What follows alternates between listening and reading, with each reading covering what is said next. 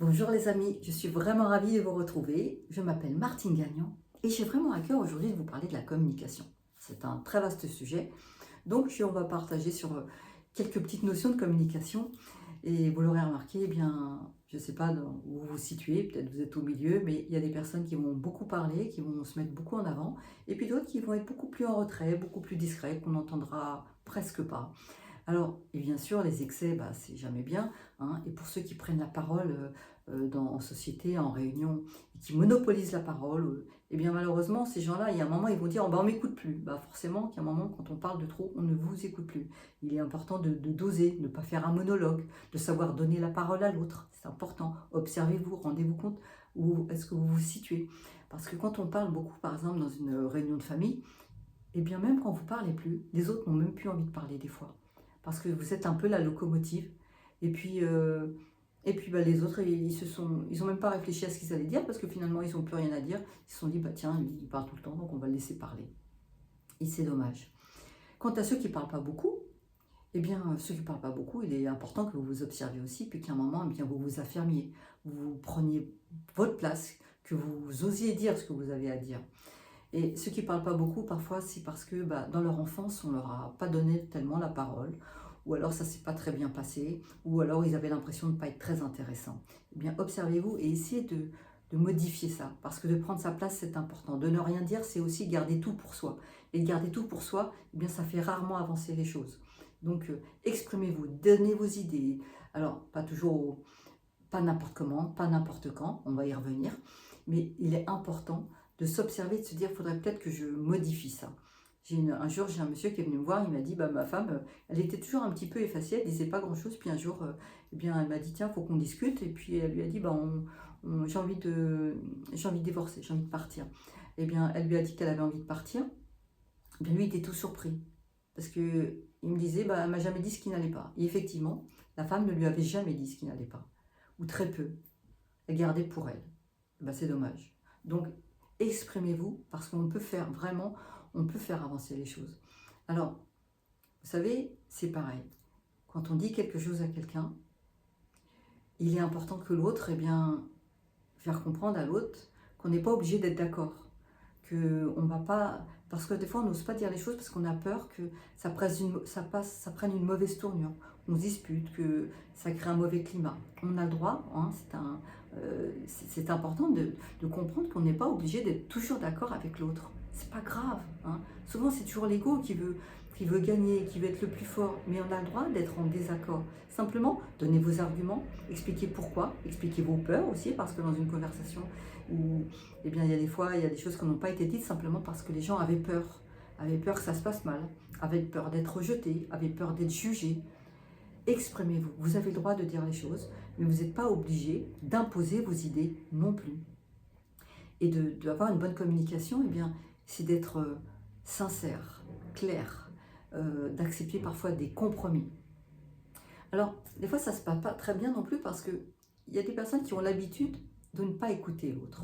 C'est-à-dire, on vous dit quelque chose, par exemple, bien voilà, je me suis fait mal au doigt, c'était vraiment douloureux, hein, je vous dis vraiment une banalité, c'était compliqué pour moi parce que pendant une semaine, j'ai été très handicapée. Et puis vous avez quelqu'un en face qui va peut-être qui va couper la parole, hein, qui va interrompre et qui va parler d'elle. Comment? De façon très anodine. Ah moi aussi j'ai eu ça. Et ça y est, c'est parti. Elle a pris le pas sur la personne qui venait raconter son histoire. Et voilà. Voilà pourquoi, il y a un moment, la conversation, elle ne se fait plus. Elle se fait que dans un sens parce que vous avez coupé la parole. Vous avez pris à votre compte l'histoire qu'on vous racontait. Et c'est dommage. Toujours laisser les gens s'exprimer, ne pas les interrompre. Et ça peut être l'objet de poser le cadre. Quand il y a des conversations importantes à l'autre, lui dire, je te demanderai de me laisser parler jusqu'au bout, de ne pas m'interrompre, de ne pas s'énerver, de ne pas monter le ton. Simplement d'être à l'écoute de ce que je dis. Parce que les gens qui ne s'expriment pas, simplement ils ont l'impression qu'on ne va pas les écouter jusqu'au bout, qu'ils ne vont pas être compris. Et finalement, ils ne disent rien. Donc c'est important dans une conversation importante de dire à l'autre, je voudrais que tu ne m'interromps pas, que je puisse aller jusqu'au bout. d'exprimer vos peurs, hein, parce que de simplement dire oui, oui, je peux avoir peur, j'ai peur de parler avec toi parce que, bien voilà, les quelques peurs que je peux avoir, que tu ne me comprennes pas, que tu ne m'écoutes pas, que tu me prennes, que tu me juges mal. Parlez de vos peurs, ça va vous faire un bien fou. Et puis, il y a également aussi, eh bien, oser dire les belles choses, les bonnes choses. Hein. Trop de personnes disent, bah, c'est toujours comme ça avec toi, c'est jamais, tu ne comprendras jamais rien, c'est toujours comme ça, un point c'est tout. Vous savez, ces phrases qui ferment. Dans les communications, on n'est pas obligé toujours de dire des choses désagréables. Curieusement, il y a des gens, ils sont plus habitués à dire des choses désagréables que des choses agréables. On peut dire aussi des choses agréables. Et surtout, j'ai envie de vous dire, dites des choses agréables dans votre quotidien. Que vous passez un bon moment, que vous êtes bien avec la personne, que vous avez apprécié ce qu'elle a pu faire ou ne pas faire. Osez dire les choses, parfois qui sont désagréables ou qui sont agréables, mais dites les choses, vous allez vous sentir bien, parce que tout ce qu'on n'exprime pas s'imprime. Et des fois, pendant des années, on a gardé des choses sur l'estomac, c'est vraiment dommage, ça risque de vous faire du mal, même ça risque de vous faire du mal. Des fois, on se sent moins bien quand on ne dit pas les choses. Regardez comment vous vous sentez une fois, comment vous vous sentez libéré quand les choses elles ont été dites. Dites-les avec votre cœur. Et puis, essayez de trouver des mots qui ne vont pas blesser, qui sont plutôt agréables. Plutôt que de dire à quelqu'un, vraiment, eh bien, tu m'as mis la honte quand tu es arrivé en retard, eh bien, dites-lui plutôt, ça m'a mis mal à l'aise. Est-ce que vous pourrez tomber d'accord que la prochaine fois, ça soit autrement? Alors, certaines personnes m'ont dit, oui, mais moi, ça, je l'ai déjà fait. Et puis, je l'ai déjà dit. Eh bien, vous l'avez fait, vous l'avez déjà dit. Eh bien, observez si tout a été un petit peu, si vous avez trouvé le bon moment pour le dire, si ça a été dit sans énervement, si vous n'avez pas haussé le ton, justement. Hein.